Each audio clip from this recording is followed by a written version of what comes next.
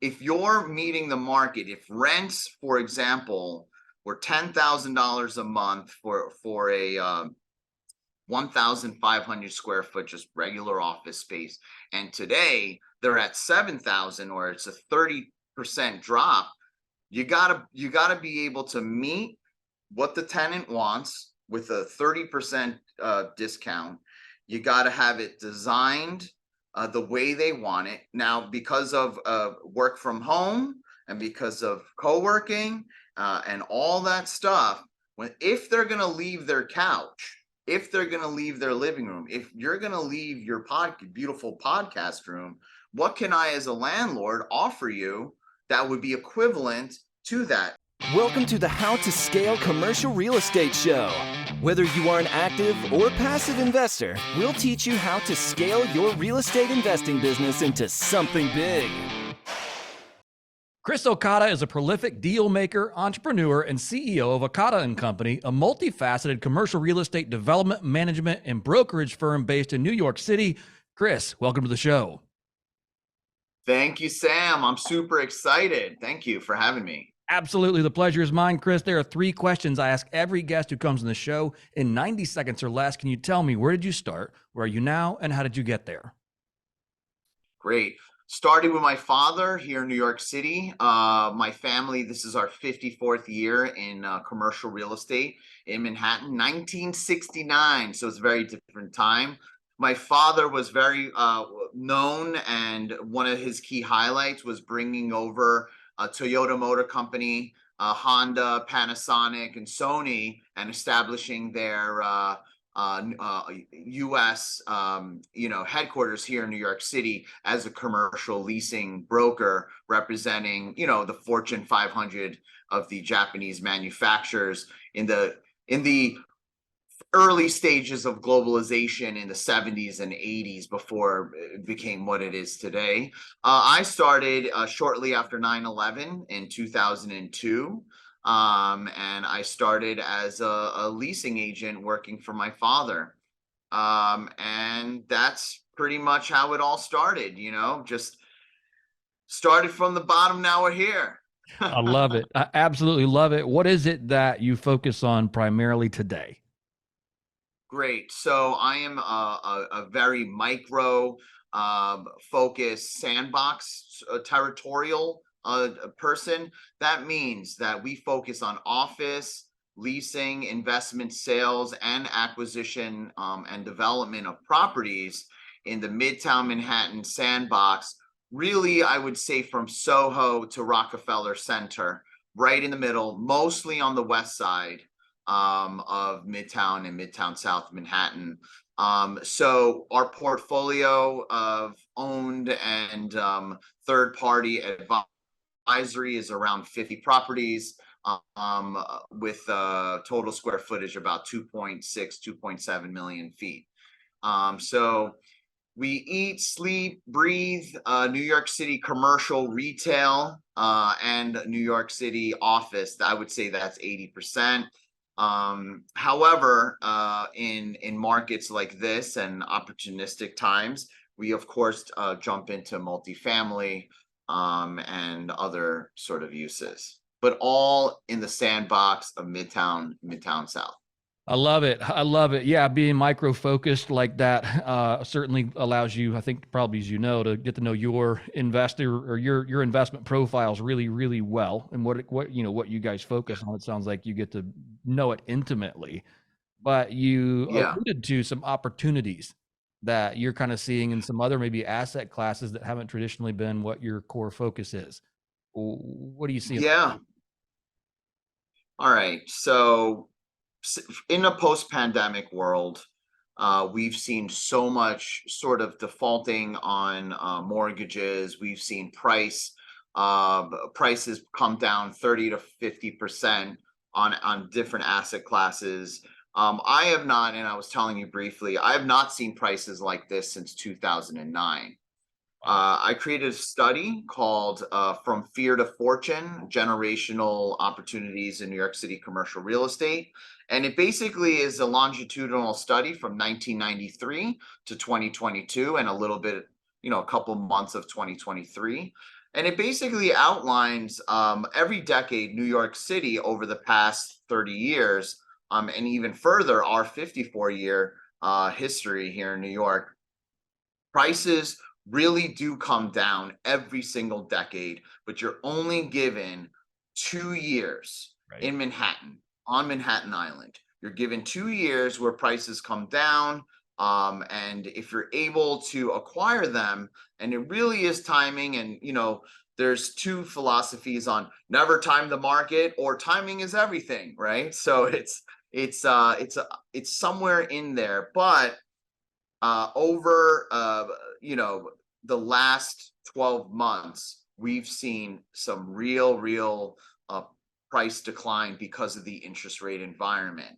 And because of that, I think that people that are able to acquire at these 30, 40, 50% discounted price points, they're going to see some incredible ROI when the market recovers. And New York City specifically, every single decade from the past 100 years has always rebounded and gotten more expensive than the last cycle. So, the housing and real estate crisis of 2008 was supposed to be the worst crisis since 87 or 89. And if not that, then 1929, right? So the financial crisis. But we're seeing pricing equivalent to 2009. And I do think that there is risk involved. I think that it is definitely a scary time for a lot of your listeners. If I were to tell them, what about office? Would you jump into a 50% vacant office building, work from home? But there's a reason it's priced 30, 40, 50% below 2019 levels. And that's because of that. And for the very few that are able to jump in and seek, these distressed assets and find a way to make them fully cash flowing at new reset levels, I believe they're going to do extraordinarily well this decade towards and when we're in a full recovery mode.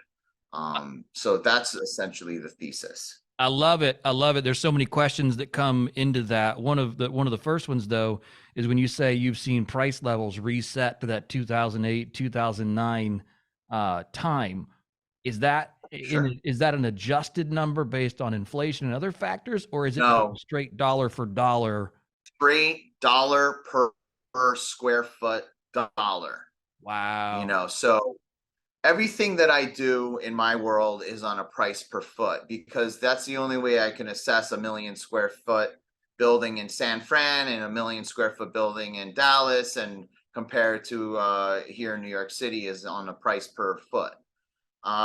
So looking at the price, the price over the square foot of the property, we're seeing deals being done at $350 or $400 per square foot. The top was 1,000, so or $900 per foot.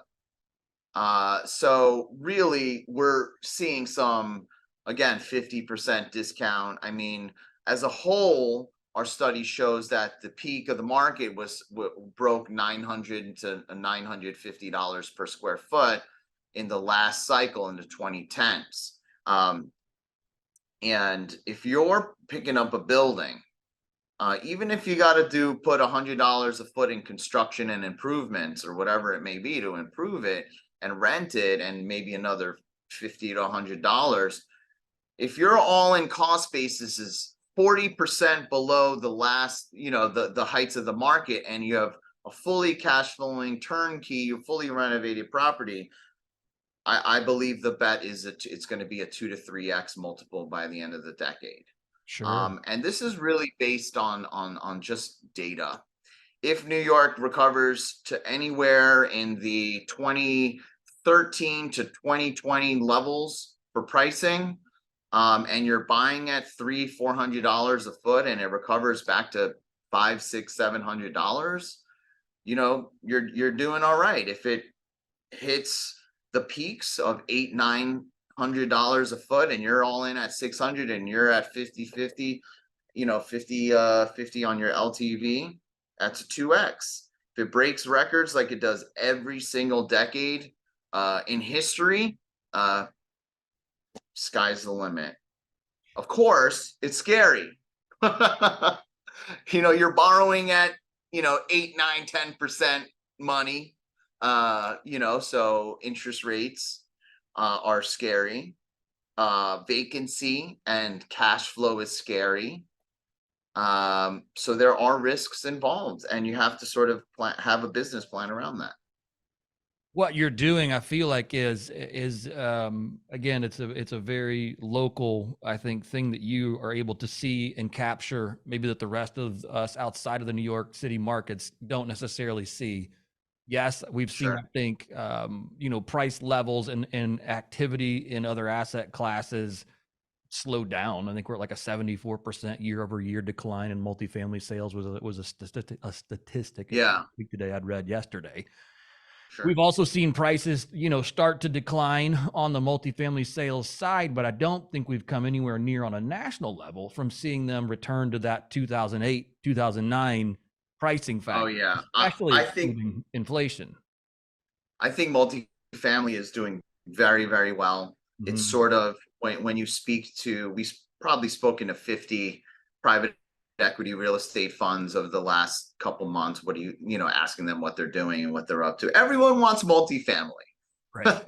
Multifamily or fully leased industrial is the crown jewel. But then, you're paying a 5% yield and, maybe even 4, or maybe you can get to 6% cap on the capitalization rate.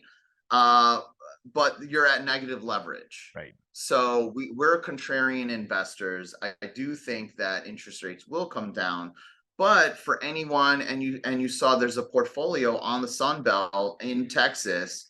They had to give back the keys to 450 units. And that was, I think that news broke yesterday. So it's not all Sun Belt, all multifamily is very strong, Right. but for the most part, I do think that if you're cash flowing today and you don't have a refinance coming up in the next 12 to 24 months, you're doing really, really great. If you locked in a 10-year like mortgage at 3.5%, in 21, you're the best. And it's multifamily. I mean, that at that point, you just, clip coupons. And even if you bought it at 5 cap, you're 150 basis points above your debt, you can't go wrong. It's really just the short term money that's causing all this agita, that's causing all the stress. And I think the best part and the best lesson for all of us in commercial real estate, and in investing, and people that want to grow, regardless of where you are, is that you got to love the biz when it's good, and you got to love the biz when it keeps you up at night.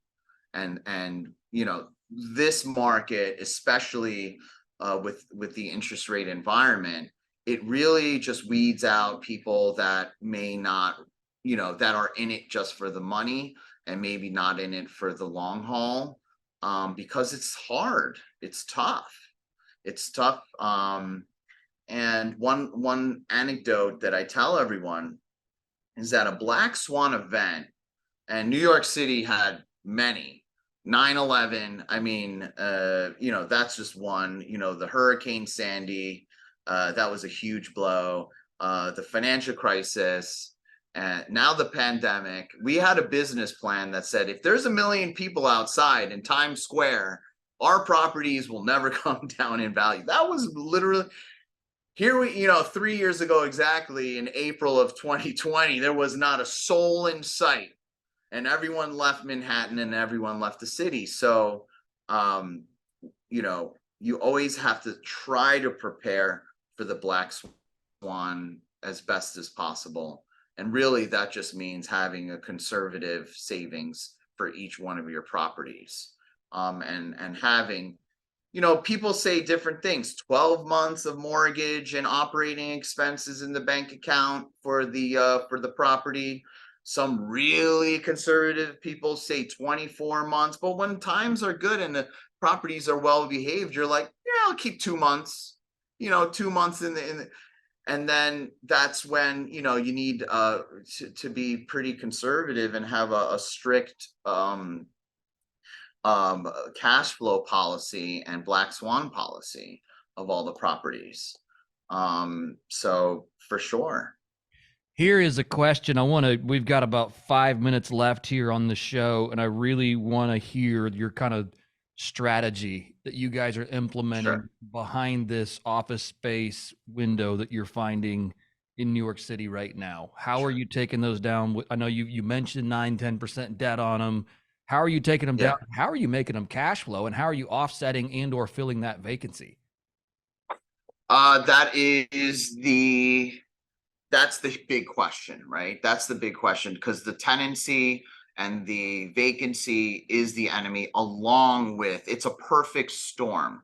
But that's why the values have been beaten up so much. So we are specialists in leasing. We do corporate, we've been doing corporate leasing and office leasing. We continue to do office leasing. Our portfolio is 2.7 million feet. When times are good, there was less money to be made because there was less vacancy, to be quite frank. Year over year, our office activity is up 76% as far as commission income, and as far as square footage. I think it was, I have to double check those numbers, Q1 23 versus Q1 22. In Q1 22, we were coming out, I think December of 21. In January, it was Omicron. And, we were not out of the woods in 21. So in 22, we were just starting. Now we're full blown. It's here in New York, it's 83 degrees. We're having a heat wave, record highs of heat. Spring is in full swing. And even though it's extremely challenging, if I turned off the news, I turned off CNBC, I didn't read Wall Street Journal, our office leasing business is doing well. But we are super micro. We have an online strategy, social media strategy, to really do whatever it takes to fill up our vacancies for our own properties and others. So it does take time.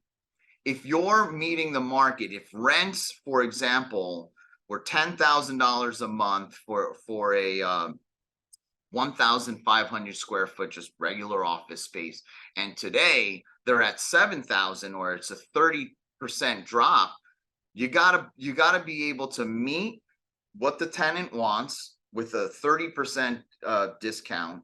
You gotta have it designed the way they want it. Now, because of work from home and because of co-working and all that stuff, if they're going to leave their couch, if they're going to leave their living room, if you're going to leave your beautiful podcast room, what can I as a landlord offer you that would be equivalent to that? And we have a few ideas that work. Number one, fully furnished. Number two, fully designed.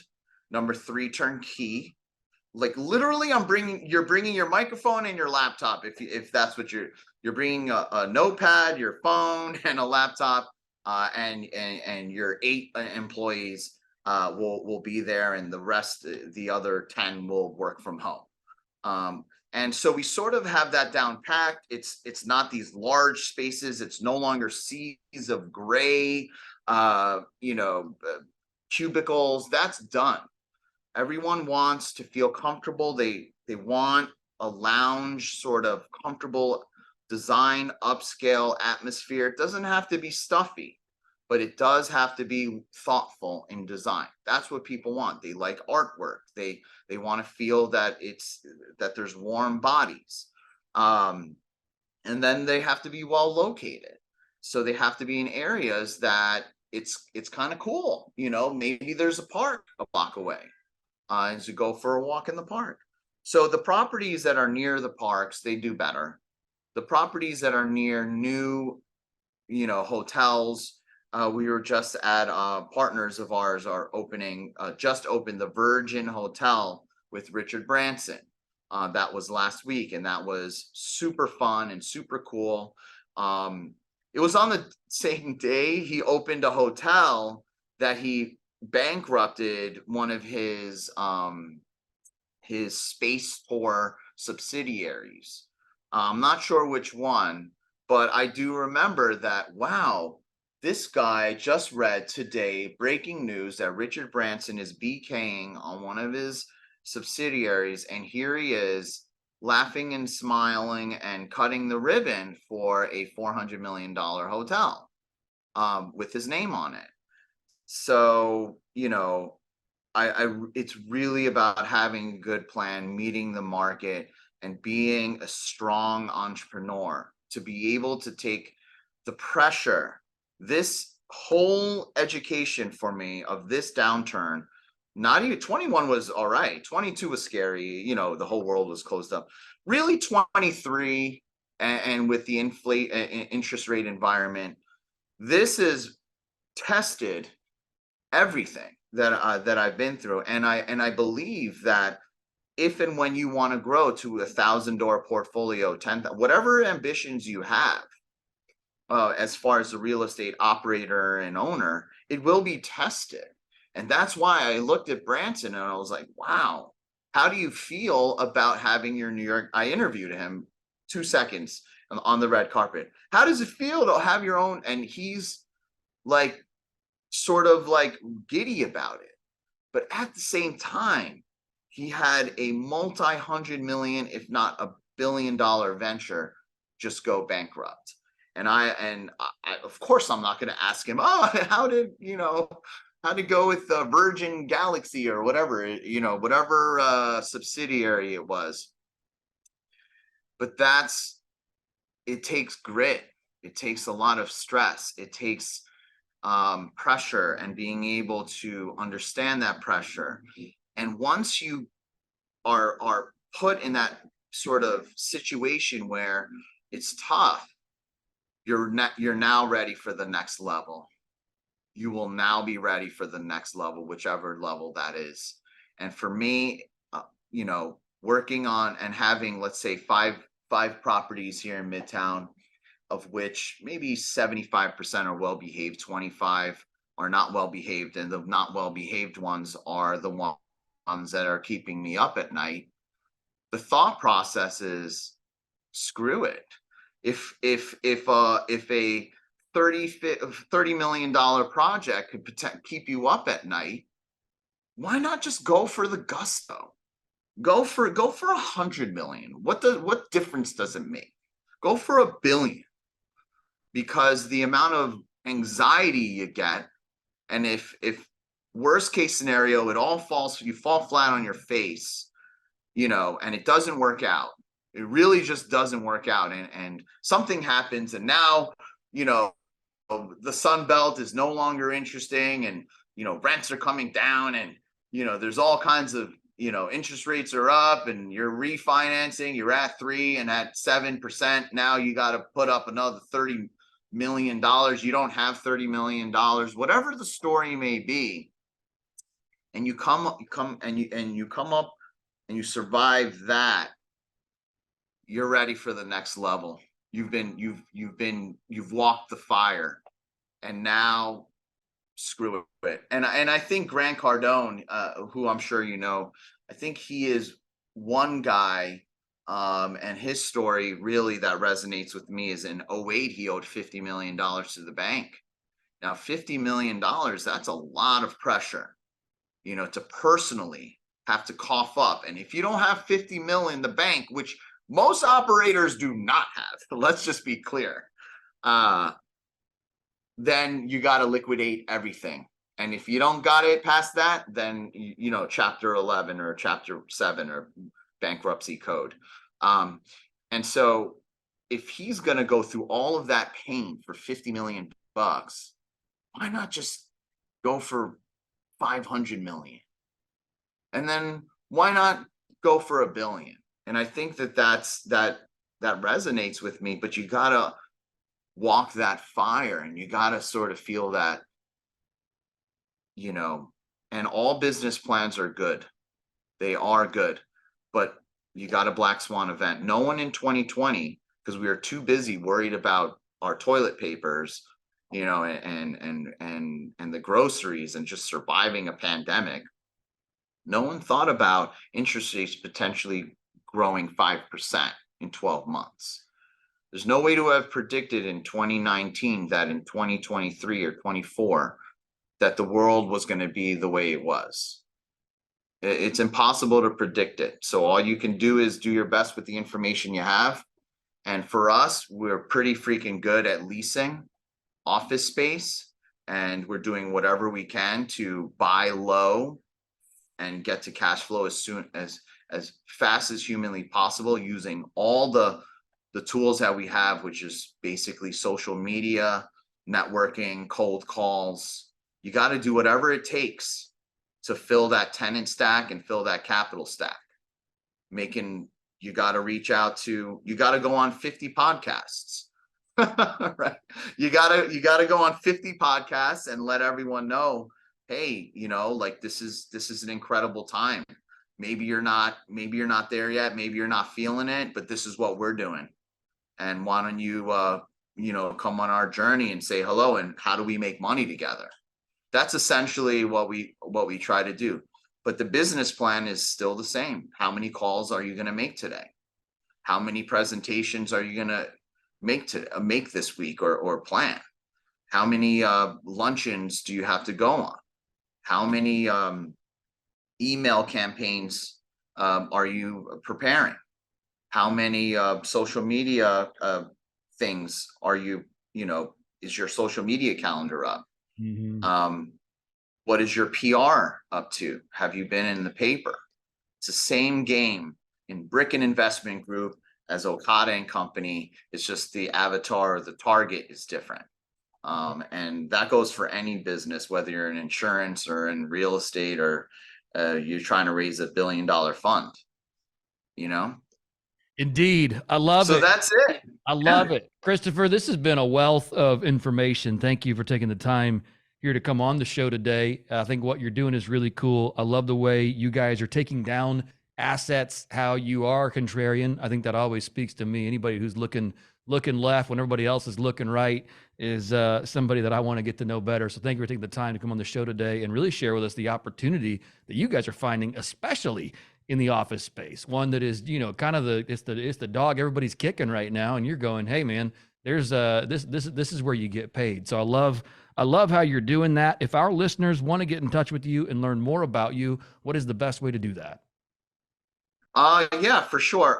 Instagram, Twitter, LinkedIn. I think those are the 3 most active social media platforms, and it's at Chris Okada. If you want to look at the study, it's www.fromfeartofortune.net. And that has my investment thesis. It has my belief, and it has the raw data. And everything that we do is data based. So, you know, it's really bets based on historical data. You know, so follow me at Chris Okada, and would love to connect with any of you.